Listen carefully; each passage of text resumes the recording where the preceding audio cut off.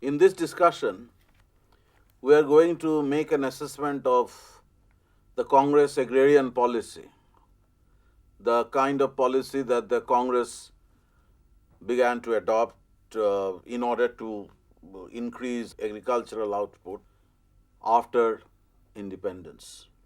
Now, any assessment of the policies that the Congress government, whether in 1937, when the Congress was briefly in power in some of the provinces, or after 1947, when they had the real freedom to reorient agriculture, to redefine the priorities of the government's agricultural policy, cannot be made without reference to some of the long-term strains in nationalist agrarian thinking.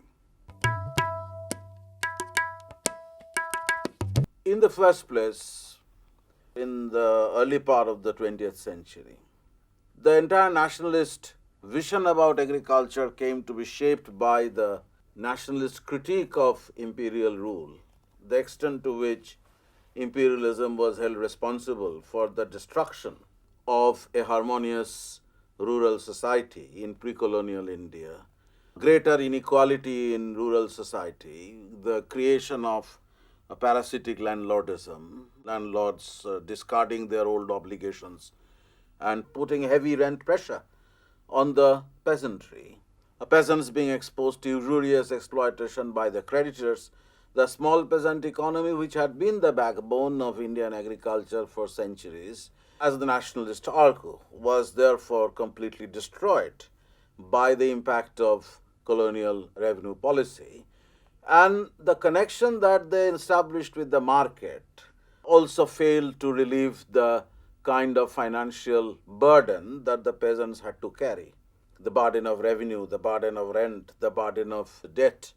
So, given their understanding of how such changes had actually brought about a disastrous agrarian situation in India, the nationalists had to make their choice between two ways of developing agriculture.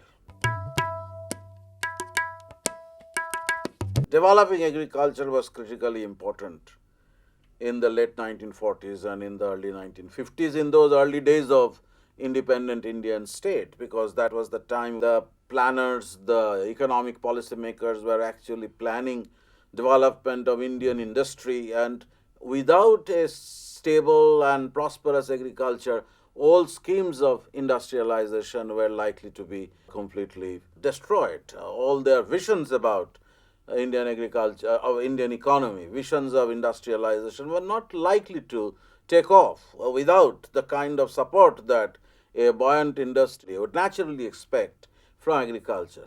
And the logic is very simple, that if you have a prosperous agricultural economy, the agriculturists were making fair amount of earning, they will generate demand for consumer goods, and such demand in turn would actually facilitate a greater degree of industrialization.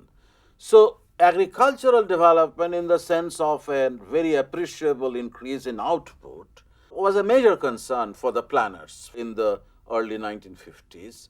But how does one achieve that? How does one actually allow agriculture to grow? One of the ways, of course, was capitalist agriculture, something that was visualized also in the 19th century by some utilitarian officials here, that you allow urban credit to move into agriculture in such a way that the small peasant farms, which would otherwise become non-viable peasant farms, would disappear, large agricultural farms would emerge, and in a large agricultural farm, it would be easier for people to adopt better and modern techniques of production, contributing in the end to improvement in output. So that was one way of resolving the problem. The other way of resolving this problem, of course, was the socialist vision.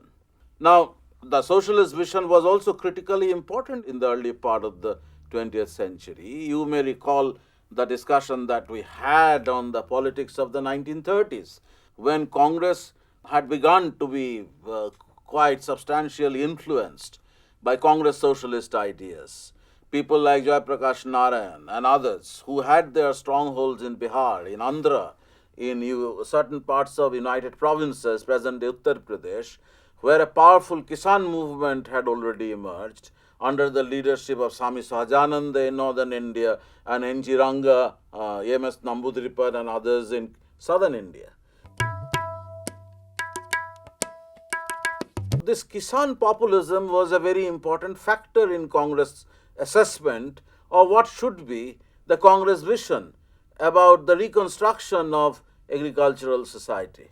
And with this was wedded, of course, the Gandhian vision, the Gandhian rural reconstruction program. The socialist vision had something to do with involvement of the peasants in the Congress movement, and increasingly the peasants were becoming important in the Congress socialist. Sir, how did Gandhiji's vision about village reconstruction actually influence the agrarian thinking of the congressmen? Your question actually takes us to the persistent nationalist critique of imperial impact, and also that would include Gandhi in Himsaraj, that you have a harmonious society, harmonious rural society, where people attitude to their neighbors were not affected by inequality, by greater stratification. The rich peasant category didn't exist. The kind of a vision of a village republic, where peasant families would actually live together harmoniously, sharing the economic resources of the village and contributing to the collective wealth of the village, without that feeling of thine and mine, without that feeling of someone being inferior to another person. So you have this system of village panchayat, which was regulating the apportionment of land. Redistribution was also practiced, as Gandhi believed, so that people who over time would lose land would be compensated by the village panchayat from the common land bank that the village panchayat controlled. So that is the kind of Gandhian vision. And in order to improve on the productive capacity of the village, Gandhians would insist on the use of cooperatives, the use of new ideas, use of new fertilizers through such agencies under the management of the village panchayat. The Gandhian vision is not actually the kind of policy that Congress for some time had contemplated, which was more inclined towards socialism, sponsored and facilitated by the state.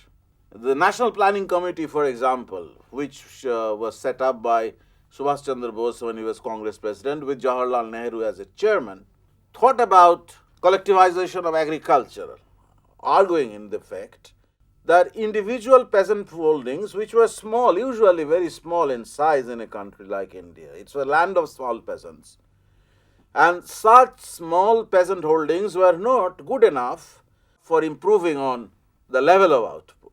So, just in the same way as Stalin had introduced collectivization in Soviet Union in order to improve on the level of output, they thought of introducing collectivization. But after independence, when they got the time, the opportunity to introduce such measures, they were somewhat uncertain. They didn't actually go on with this collectivization idea.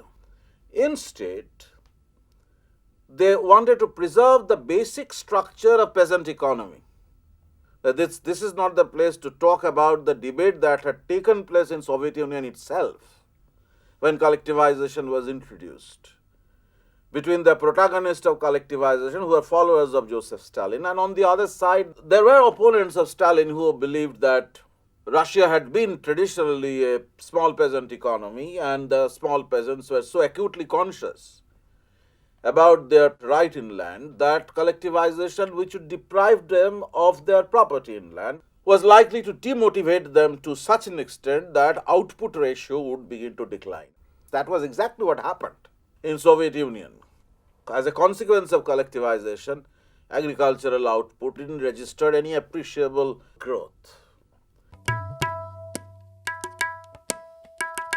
Since the Congress leadership realized that collectivization was not likely to be acceptable, considering that the individual peasants had their heightened sense of feeling of ownership rights in land.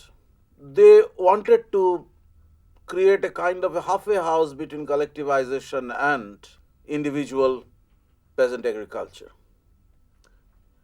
Realizing that individual peasant agriculture in many instances was not capable of generating as much output as the economy required in order to resolve the food crisis, in order to resolve the problem of demand for industry, because this food crisis also requires to be considered as a backdrop to Congress agrarian thinking in the 1940s. Due to the war, prices were going up, food prices were rising at that time, and to a point where in Bengal you had a devastating famine in 1943. So the concern in the Congress about the creation of an appropriate condition in which output was going to rise, and quite substantially, is easily understandable. But when it comes to set out a policy in order to help agriculture prosper or in order to help the increase in output, this collectivization idea, which at one stage some of the socialists actually found very attractive, was no longer appealing. So, what they tried to achieve through the reports of the Economic Reorganization Committee that was set up in 1947, the Congress Agrarian Organization Committee. So, what was then the socialist alternative before the Congress Planning Committee? Yeah, that is the problem. The socialist alternative before the planning committee in a way was collectivization, certainly. But as I was saying, that this particular alternative, considering that it had not succeeded in Soviet Union, was not going to make much of an impact on Congress policy makers who were setting up by then the planning commission in independent India and who were actually preparing the draft for first plan around 1950-51. This collectivization was not, they realized, was not going to resolve this problem. So what they felt needed to be done was a kind of a halfway house between a collectivization process where individuals lose their identity as individual producers and owners, and a system which is basically based on individual initiative, whether small peasant initiative or a large or big peasant initiative, whether capitalist farming or small peasant farming. So they felt that the state might actually do a good deal for agriculture with the ultimate objective of increasing the output. Because these people were actually obsessed at that time with the question of output. Social justice, of course, featured, but not so much as output, because they needed to produce more for industry, more for resolving the food crisis. And if the state was to play a very active role in promoting agriculture, the alternative before them was what they thought as cooperative agricultural management or cooperative land management by the village community. Sir, how far these ideas could actually be put into practice? It was never put into practice. I mean, wherever attempts were made through piecemeal legislations, those legislations didn't succeed. But the attractiveness of the proposition doesn't lie only in the way in practice it was difficult. It shows how nationalist thought at that time was trying to come to terms with the agrarian problem and solve it. It ultimately would have an interface with what is practicable, which is cooperative. So the point that this whole question about cooperative land management by the village community raised, which featured in the draft of the first 5-year plan, which was one of the recommendations of the Congress Agrarian Reorganization Committee, along with, of course, tenancy reforms, abolition of zamindari, removal of the intermediaries. These are certainly important. But Alongside that, they had an idea about how to classify agricultural units into different types of units, and then establish a certain linkage between the government on the one hand and these firms on the other. So they had an idea of actually registering some of these firms which were viable firms, large in size, not so small, viable in the sense of producing the livelihood for a large family.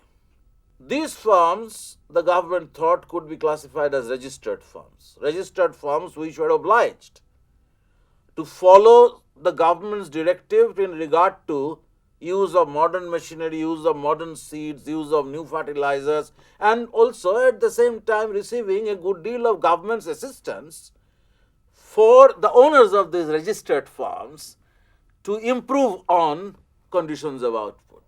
So the government was going to be a regulatory body deciding on how these owners of registered farms would actually practice agriculture with new seeds, new inputs being given by the state, but the government is going to regulate.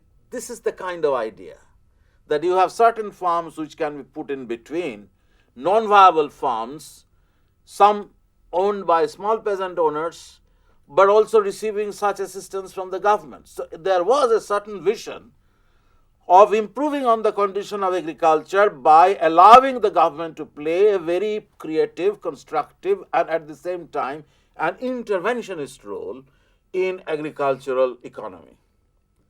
And at the bottom of the pyramid there would be numerous non-viable farms, small ones, which then would be brought under a kind of cooperative land management, falling short of collectivization, retaining the identity of the individual ownership rights, the identity of the individual owners, but at the same time allowing the village community a certain measure of control over the manner in which such small strips of land could be brought together to produce a larger farm in which modern inputs could be more easily used. You can use machinery, you can use modern inputs to improve on output. This was not always very practicable idea, for the simple reason that even the small owners were so acutely conscious about their ownership rights even in the small strips of land, even though that engagement of family labor in these small farms actually created the problem of what is known as disguised unemployment. There are a large number of family members were engaged in agriculture, redundant labor, they were mostly.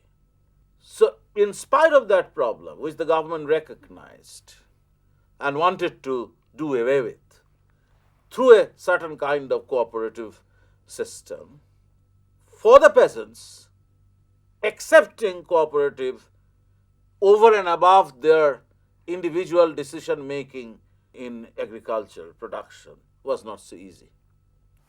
So over time, of course, this particular idea, which was mooted at a certain stage in 1947, was dropped.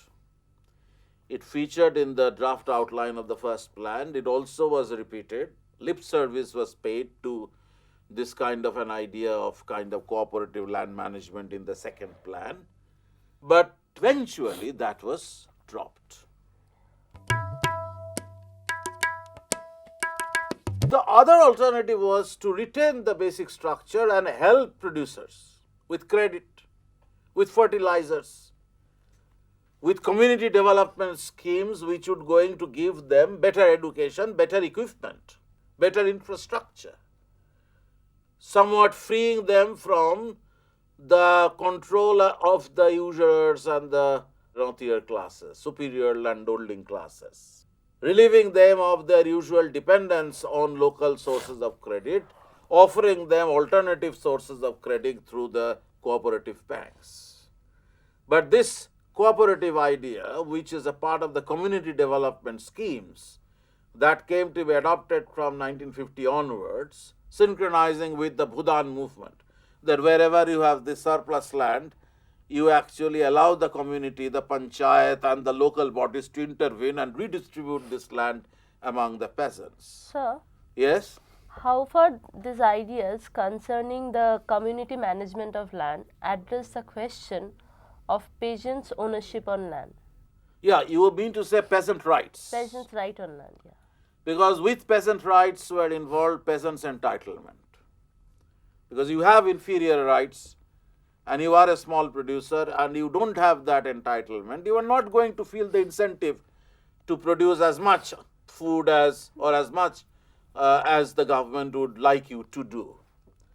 So I'll end up by addressing this question that this cooperative land management idea, which was partly inspired by the Gandhian vision of rural reconstruction, ultimately was unable to carry through this program of government playing a critical role in registering farms and then reorienting these farms towards a new kind of agriculture. Once the government realized that the old agricultural system was going to continue, with small peasants featuring prominently as the bulk of the producers, then the other alternative for the government was to create the basis for a cooperative movement in the local society, among the local communities, without interfering so directly in agricultural production or in the rights of the peasants, whatever they had in those small strips of land. So the other alternative was to create provisions for credit, provisions for supply of fertilizers and other amenities, other inputs required for agriculture through cooperative banks or cooperative institutions. The question that you are raising is also fundamental, because that was one of the critical questions that had been bothering the congressmen from an earlier time.